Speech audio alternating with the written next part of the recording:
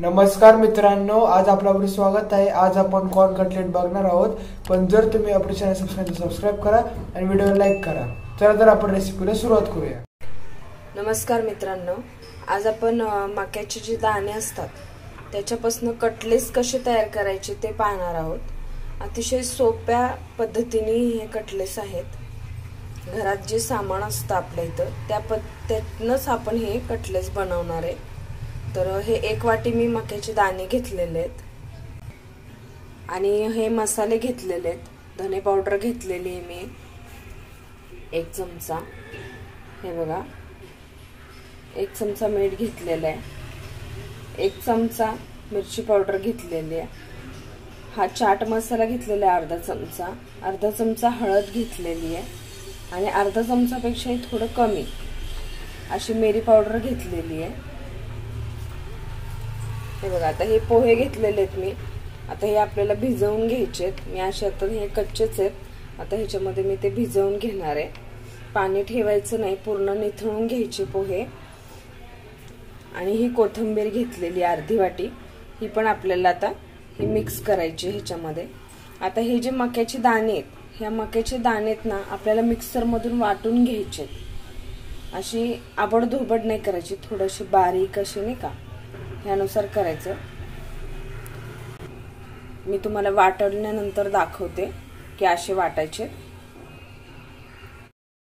हे बघा, आता हे मी वाटलेलं आहे आणि एकदम बारीक नाही वाटायचं, असं आबडधोबड वाटायचं। हे बघा,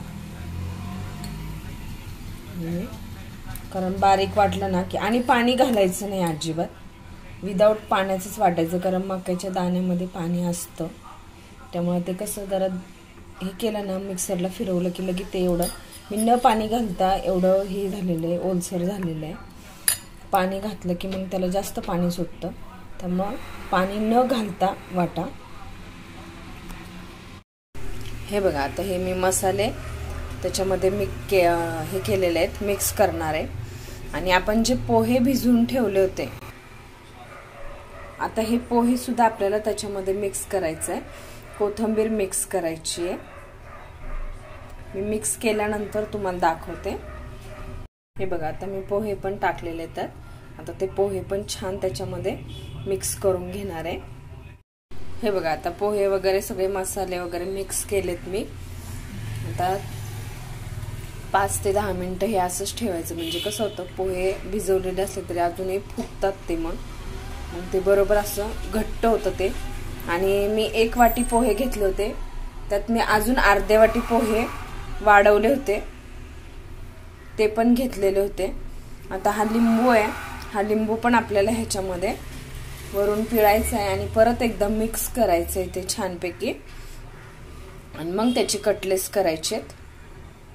हे बघा, आता हे 10 मिनिटांनी ते जेव्हा पोहे व्यवस्थित भिजले ना, तर त्यानंतर मग मी व्यवस्थित ह्याचे कटलेट्स केलेले आहेत।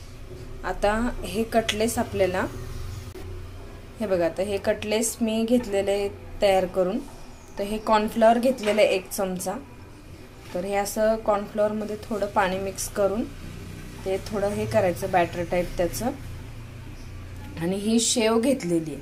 आपल्या जे शेवया असतात ना, आपण खिरीसाठी वगैरे करतो, तर त्या शेवया आहेत, त्या बारीक करून घेतलेल्या आहेत मी। आता हे कटलेट्स आहेत ना, आपल्याला ह्याच्यामध्ये एक असं छानपैकी बुडवून ह्याच्यात वर खाली त्याला शेवया ह्या लावून तेलामध्ये तळून घ्यायच्यात। आता मी तुम्हाला ह्या तळल्यानंतर दाखवते की ते कशा दिसतात ते। हे बघा, आता हे असं हे कटलेट्स आहेत ना, तर हे असं त्या ह्याच्यामध्ये कॉर्नफ्लॉवरच्या ह्याच्यात मिक्स करायचं। शेवया आपण त्या शेवया व्यवस्थित ह्याला दोन्ही बाजूनी लावून घ्यायच्या, म्हणजे जेणेकरून काय होतं, ते खाली चिटकत नाही तेलाला एकदम। हे बघा, आता हे असं तेल व्यवस्थित तापलं की मग ते तेलामध्ये सोडायच्या। हे बघा, आता हे असं दोन्ही बाजूनी लावल्यानंतर, दोन्ही बाजूनी व्यवस्थित गुलाबी तळल्यानंतर असं दिसतं। हे बघा, आता हे आपले अशा प्रकारे हे कटलेट्स तयार झालेले आहेत। खायला खूप टेस्टी लागतात। हे बघा, आता एक मी तुम्हाला मधून तोडून दाखवते। बघा आजपर्यंत खूप छान हे झालेलं आहे, मऊ झालेलं आहे, शिजलेलं आहे, कच्चं नाही आहे. त्यामुळं खूप टेस्ट लागतात हे खायला. तुम्ही नक्की ट्राय करून बघा करा आणि तुम्हाला कसे मला नक्की सांगा की तुम्हाला कसे वाटले ते. अशा प्रकारे आपला कॉर्न कटलेट बनवून झालेला आहे. जर तुम्हाला व्हिडिओ आवडला असेल तर प्लीज चॅनल सबस्क्राईब करा आणि व्हिडिओ लाईक करा. Thanks for watching. धन्यवाद.